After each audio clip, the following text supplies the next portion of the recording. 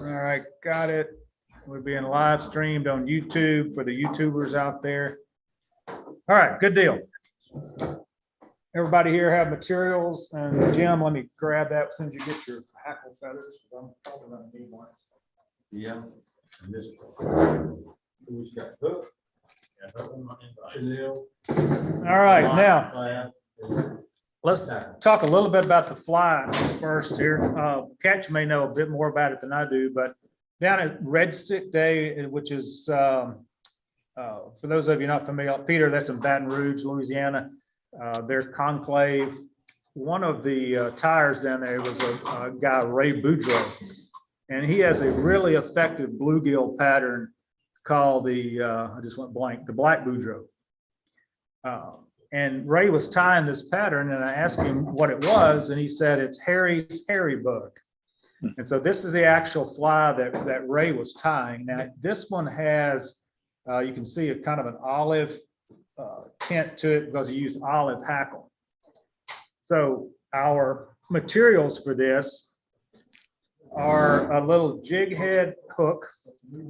It's a 1/124th ounce jig head hook. This particular one's from Feathercraft, and this is a black one. It does not come black. It comes lead, plain lead. And I've blackened all of these with Sally Hansen's hard as nails black fingernail polish. And it's fairly durable, but so if you go fish it and it comes off after 5 casts, don't blame me. It's free, you know. And you get odd looks, particularly when you buy those funny colors for your flies in Walmart. So that's the hook for this. And this is a size 10, I believe. Yep, size 10 jig head, 124th ounce. And then the tail is goose biot, just black goose biot. That's probably going to be the most challenging part of the flies, getting those biots lined up for us. And then the body of the fly, and I don't know if you can see it on camera, his is a black, some kind of black shiny chenille. He truly didn't remember what kind it was that he had. He said it's just some I had in a box. He said you can use anything you want. So I'm a big fan of peacock color. So this is midge cactus chenille. And this is a really small chenille, comes in a whole bunch of different colors. This is, of course, peacock color. So that's what we'll make the actual body, the base of the body of the fly out of. And then the only other material, this is thanks to Flip for putting me on the hairline half capes, which are 20 bucks instead of 45 like whiting are. And for a fly like this, they're just fine. So this is actually dry fly hackle. This is grizzly. Even though Ray tied this one with olive, he said he used grizzly most of the time. So we really only have 4 materials. We just have the hook, the biot, the chenille for the body, and then a dry fly hackle. And if you've tied a woolly booger, you have tied everything forward of the tail on this fly. If you've tied a woolly booger, it's basically the same type of fly. If we put a marabou tail on this instead of these biots, it would be a jigged woolly booger. So and so being a woolly booger, you know, some of them have wire, some people tie without wire. Well, we're going to tie without wire tonight just to keep things simple. All right, so let's get our hook and the vise. It's always a good start. Let's see here.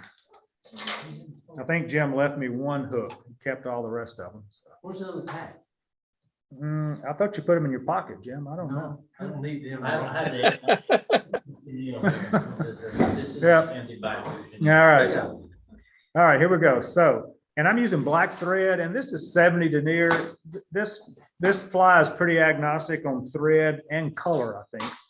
Matter of fact, I thought about using pink thread just so you could see it easier, but I didn't want a pink threaded fly. So I'm going to start the thread behind the jig head, and then I'm going to wrap all the way back to the barb of the hook. Now, you don't have to do this, but I just like a thread base on my hook. It just keeps things from slipping and spinning, and I just like to do it. So I make a thread base. If you want to start it at the back, that's perfectly fine. But go back to above the barb of the hook and leave your thread hanging. Whoops, shouldn't have done that. Leave your thread hanging at the point of the hook. So leave your thread hanging right at the point of the hook.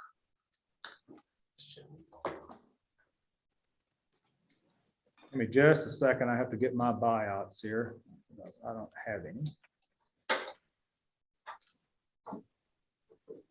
So you want to grab 2 of the buyouts from your feather piece, and this is the hardest part, is just holding them. And then strip them off the feather, the shaft, like that. So I have 2 that are still attached to each other by the little curlies, as you can see. And we're going to get rid of those here in just a second.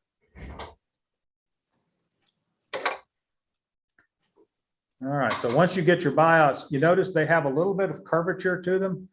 What we want to tie these in where the curves are opposite each other. So we don't want the curves to lay on top of each other like this. We want them opposite. So I'm going to trim off the little curlies at the end. And then I want to flip over one of these buyouts. And this is where your finger gymnastics kind of comes in. Wet the tips of your fingers. Yeah, what's that, Flip? Wet the tips of your fingers.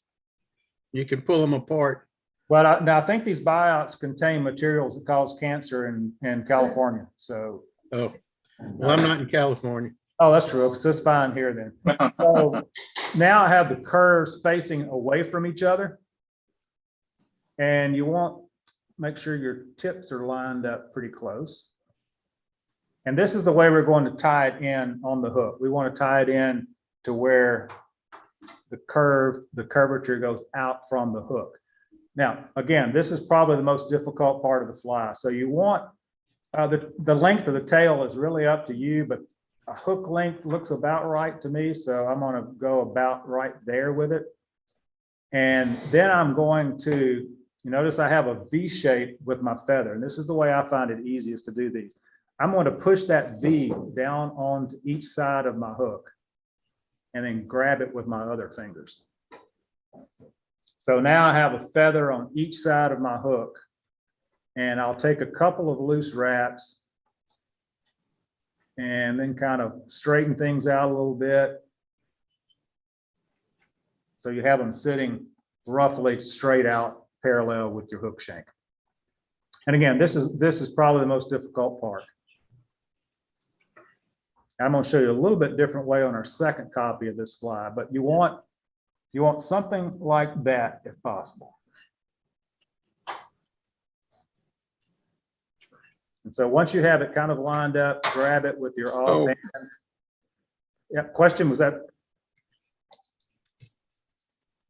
And then wrap it back to about the hook barb. And so how far beyond the curvature of the back of the hook they go? that's about a hook shank in length, roughly.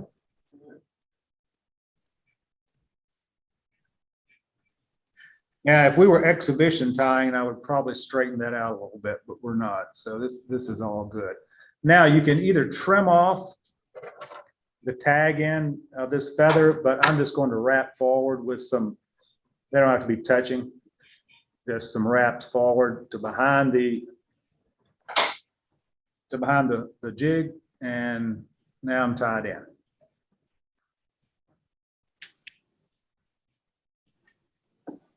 And I'm going to move my thread back to the hook point again. Right at the hook point.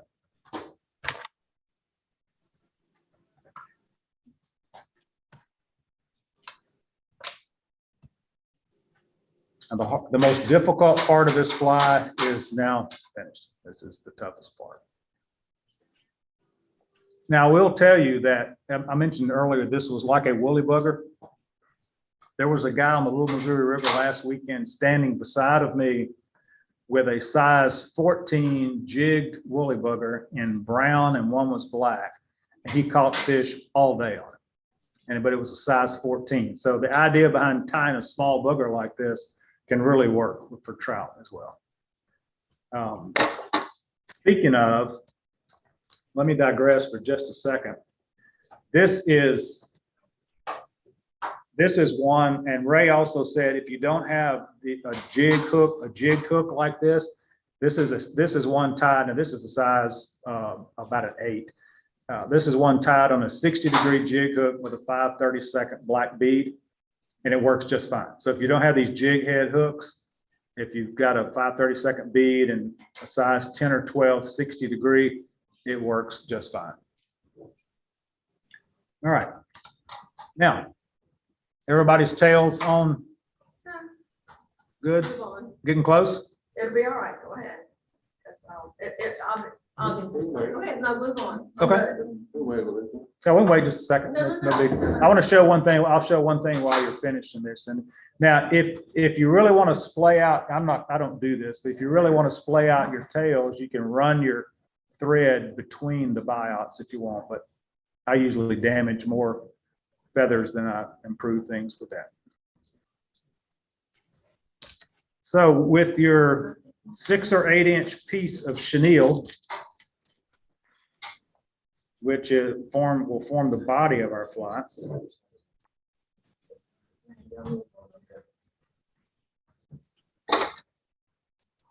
Yeah, that's always been a problem.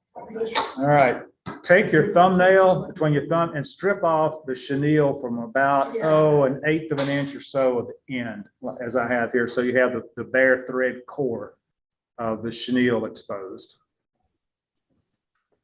And again, we do that so we can, one, have a firm piece of material to tie down to. But if we tie down that thread and start wrapping it, we don't get a bump at the back of our fly. And none of us like a bump on the back of our fly, you know. Fish don't like The it. fish don't like it either. So I'm gonna give my thread a little counterclockwise twist. And all right, Mr. Maples, I can hear you. All right, and just take a couple of loops and tie that thread down. And once we do that, take our thread, open spiral wraps to behind the jig head, behind the head of the fly. Any way you want to get to the front is fine.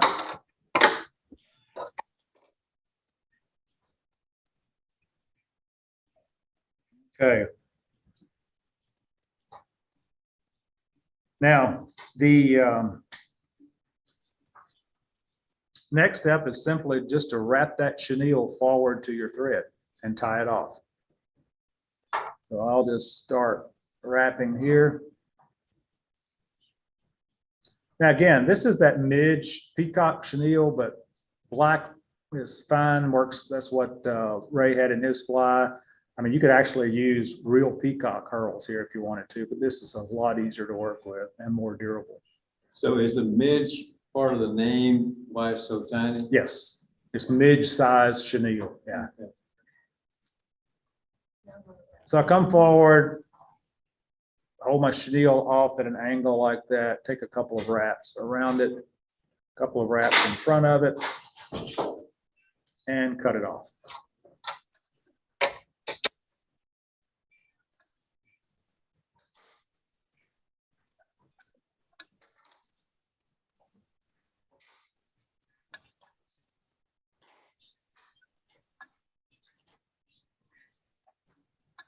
All right, how we doing out there? Flip, John, Tom, Peter, good too? Excellent. Good. All right, And now it's working. we have a hackle feather. Now, Mark, are you with us still? I only have 4 on my screen. Oh, right here. Okay, great. All right, good Thank deal. Sounds good. Now, as far as hackle goes, again, this fly is pretty tolerant of almost any size you want. As you can see from Ray's copy, I'll bring it back on the screen. His hackle is almost 2 hook gaps wide. So the width of this hackle is almost, not quite, but almost 2 hook gaps. So that looks about right to me too. And since Ray tied it that way, I'm going to try to as well. So I have a hackle feather here, and the way you can just test it is just bend it around your hook. Now this is a full 2 hook gaps. That's fine. I'll just go ahead and use this one. It's a full 2 hook gaps, maybe a little bit wider than Ray's, but not much. And you want about that's probably a 2.5-inch piece of hackle. And we're going to tie it in by the base. So I'm going to strip this down at the base here, and I'm going to cut my hackle there. I'm going to cut it off there and then strip about 1/8 of an inch of fibers free of the stem of the hackle. So what I'm left with is, let me get my hackle pliers out here to hold it so you can see it better. I'm left with about a 2.5-inch piece of hackle that's roughly the size I want. Now you'll also notice this hackle has a concave and a convex side to it. Now, if we were tying a dry fly, and this is dry fly hackle, we would want to tie it where the convex side is out. That way the hackle would be stiff and point forward. But this is a wet fly that we're going to fish this under the water. So we want to tie this with the concave side toward the shaft of the hook. So with the concave side toward the shaft of the hook, I hold that little bare stem that I created against the side of the hook. Now let me zoom in a little bit here. It's going to get a little funky, but let me zoom on quality. Notice I'm holding that stem, the base of the stem, just about where my thread is. And I'm going to take a couple of loose wraps right up against where the feather fibers start. And then tighten down on those. And what I like to do here is then with the end of my thumb, bend that stem back.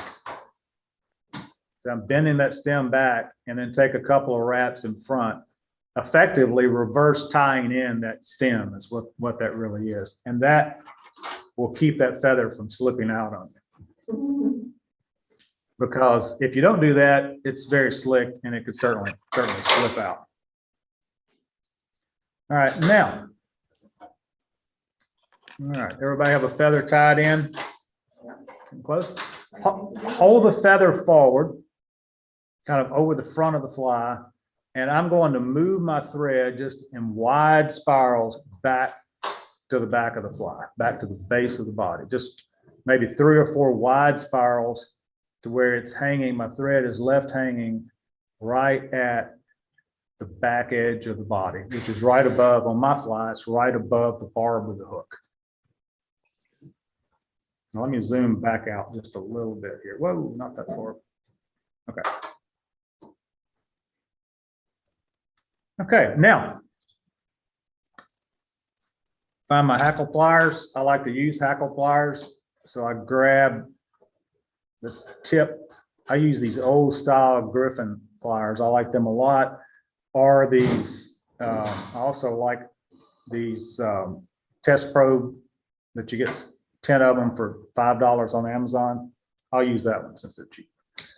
And then we start palming our hackle to the back. It doesn't have to be real thick. Remember, this is not a dry fly that we're trying to keep afloat on top of the water. So just kind of open spirals all the way back to our thread. And when we get back to our thread, just hold it up. And you can see that my hackle is a little wider than that Ray tied with his. I even sometimes commit the no-no and trim my hackle with scissors, but you know, I don't tell people I do that. Well, I just did, but I don't tell people I do that. So hold it here. Kind of work your thread over that tag end of that hackle. Try not to trap too many fibers and then trim it off. Take about 2 wraps and trim it off.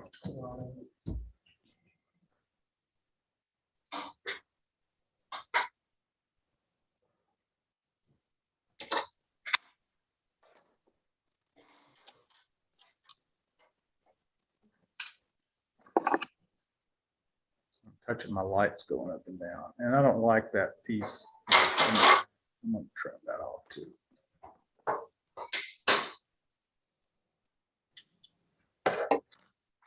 And then you can just take your thread and just kind of work it. If you wrap it pretty quickly, it's not likely to trap many fibers, and just kind of move it back and forth, wrap it back forward through the hackle. Might trap a few, but it's no big deal. And work your thread back to the front. That does a couple of things. One, it keeps us from having to whip finish at the back of the fly, which we can do, but it's just a little more difficult. And it greatly reinforces that hackle. And then once we're here, just whip finish or half hitch, whatever your finish knot of choice is. I'm going to whip finish. You know, there's a little piece of hackle. There we go.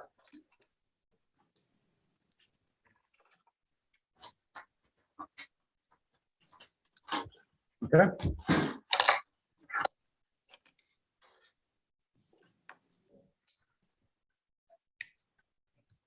And Flip, I know you've tied a bunch of these. Any hints for us? Well, Bill, you know, the only thing I wanted to ask you, when I was watching Ray do some of these, I'm pretty sure, I'm not, but he was taking his scissors and cutting off the back, the hackle on the back, so that, because he picked one up and dropped it on the table, and it would fall, and then it would settle on that side where the hackle was cut. You follow me? Yeah, so at the bottom, he trimmed it. Yeah, like he does with his black Boudreaux. Yeah. Now this hackle, this one I have from him, he is definitely, I can see it. He's definitely trimmed the hackle down with scissors. Now, I don't see that he's flattened it on the bottom, but I think, you know, I think he's given it a little haircut here. Yeah. Just so he can use larger hackle. So I can see that on this one. But I mean, it was kind of, you know, what he would do is kind of like this. I don't know if you can see that. Yeah. Yep. You know, and then he actually dropped it on the table, you know, and said, see how it falls, you know, he commented. Mm-hmm.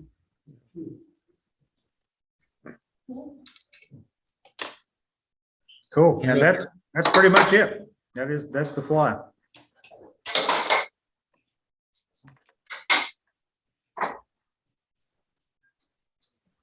That didn't take long, so we have plenty of time to tie one more copy of it. Let's see. How many we got signed on lock? 5. Mhm. Yep. Now, I didn't notice, Flip, maybe you did when he was tying it.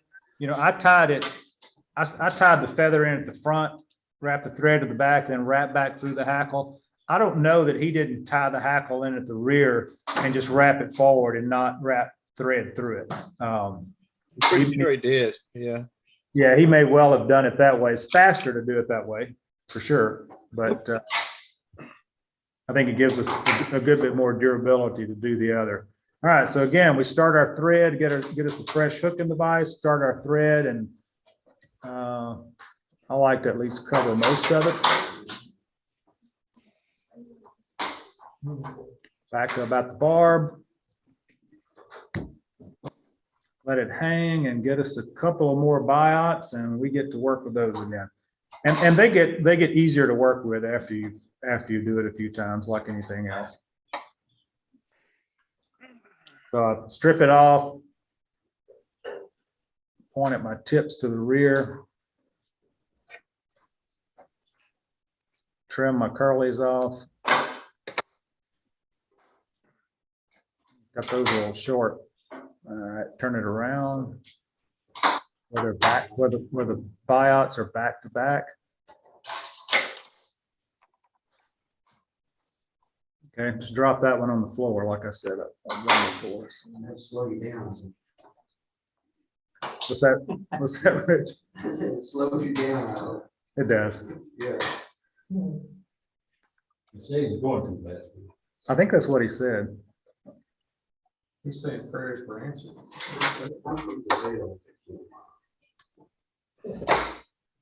Oh, you're not from DeVille, Rich. You're from Galliano. Well, my limit is to do. And you tell people? I use it as an excuse. I said it gets easier with practice, and now I'm having much more trouble than I had the first time through. All right, so now I have my buyouts back to back. You generally cut the buyouts off the stem or pull them. I usually pull them, but I mean, cutting works. It's fine either way. Kind of keep getting too many off. Yeah. A couple of loose wraps. No, Hmm? they're gonna eat them off. Brim don't After, yeah, the first few brim want to eat them off anyway, probably.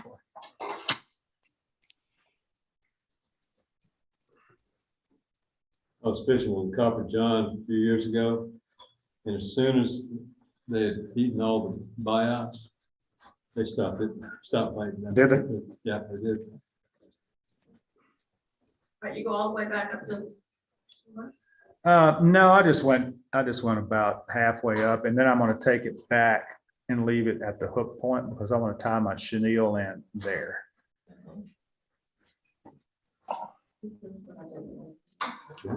Mhm. Right, this, you said you trim this or you don't? I just wrap thread over the base of it, as long as it doesn't extend past the head of the hook.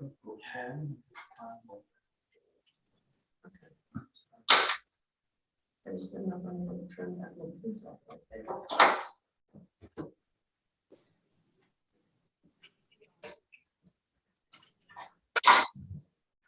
Yeah, we use it.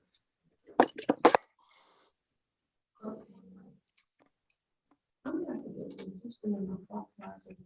And the buyouts, if you'll notice while we're just looking here, you notice they do have a straight side and a slightly curved side to them. I don't think it matters which you put up or down. I'm not, that's a minuscule difference. All right, chenille time. Let's grab our chenille. And again, strip about 1/8 of an inch or so, or whatever comes off of the chenille from the thread core. Get my bobbin that counterclockwise twist, and I do that. See, when I do that, that thread jumps to the back. So all I have to do is loop it over, tie everything down. And then once I tie in my chenille, I take my thread all the way forward. Doing it like the same way we did last one. Yep. Okay.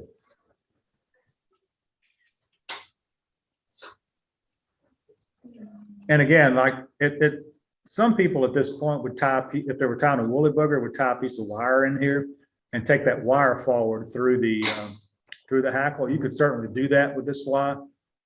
Ray doesn't do that, and I don't think that's just an extra material that you have to tie in. I think it works fine with just the thread. Would it possibly keep it from coming apart? I think the thread would probably be just as Good. good as the wire. Yep. And I'm going to use my rotary function here to spiral forward real quick to the front. Tie the chenille off, a couple of wraps behind the chenille, 2 or 3, and a couple of wraps in front of the chenille, and then trim it.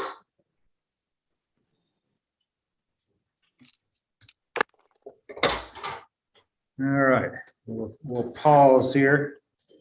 I've got to find a hackle.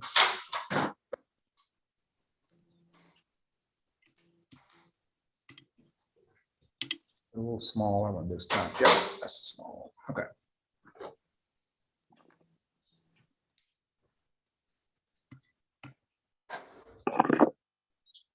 Bill, which way did you have the kind of cavity? Was it forward or backwards? On the hackle, Yes, sir. toward the hook shank, like this.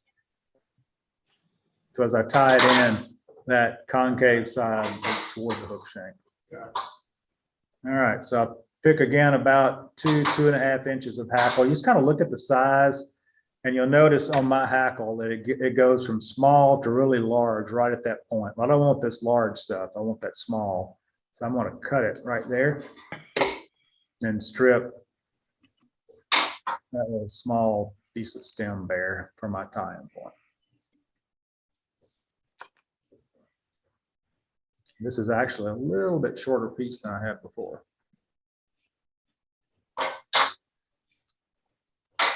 I used to have to kind of learn to judge how tightly you can wrap it, how close your wraps can be together based on the length of your hackle. If you were to use something like some really nice saddle hackle that, you know, is 8 inches long and it's all uniform width, the entire length of it, you wouldn't have any trouble. But here we've only got a couple of inches. So I hold that stem at an angle. Take a couple of wraps right at the base of the feathers, then take my thumb or finger and bend and zoom in.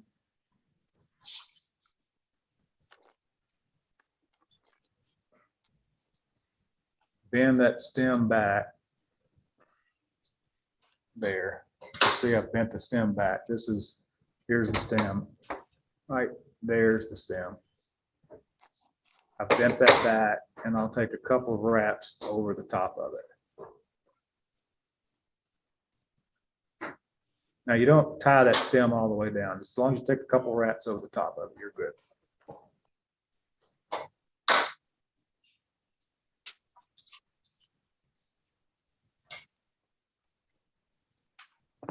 Whoa. Okay, right there. All right, grab with a hackle plier or fingers, and I'm just going to use. Does anyone not have hackle pliers here? You can bring the thread to the back. Last time. Yep, I need to. I'm going to bring the thread to the back. Thank you, Mike. I'm going to start wrapping. Bring our thread to the back. 1 wrap, 2 wraps, 3, 4, and I'm hanging at the back. Now I grab with my hackle pliers. Thank you, Mike. That would have been the first time I've ever been out of order. I'll just ask. Yeah, yeah. I knew you were gonna do it, just. Since last time, I think it was. All right, here we are. Let's wrap back to our thread.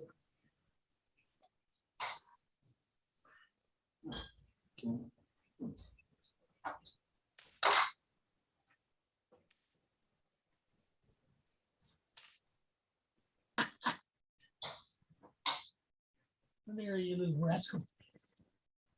Yeah, that hackle wants to lay to the rear. So, concave side.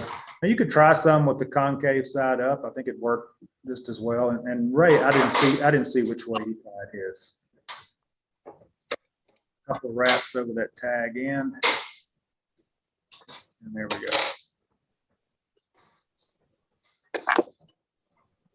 Liv, did you see which way he tied his hackle? Concave down or up? I did not, Bill.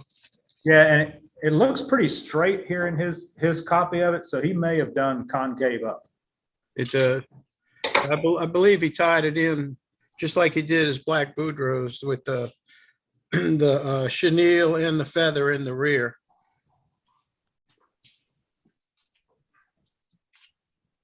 Oh, so he didn't wrap the thread through the hackle like I'm doing here. I don't think so. I was sitting there watching him and I didn't see him tie it. I saw him tie one. And then, I actually thought he was tying a black Boudreaux, and then when he finished, and I looked at it and I said, "Well, what is this?" And that's when he explained the story about Harry's hairy bug. all right, back to the front, and then a little lip finish. Oh, shoot.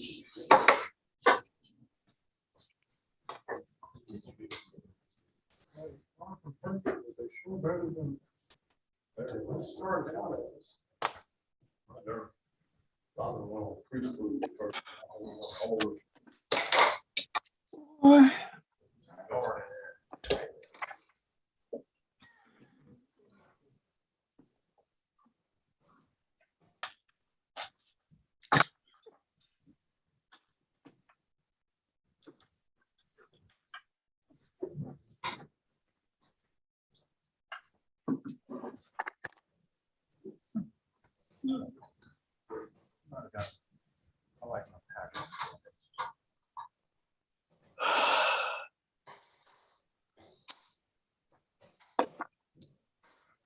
All right, that's there we are. Now, what am I at?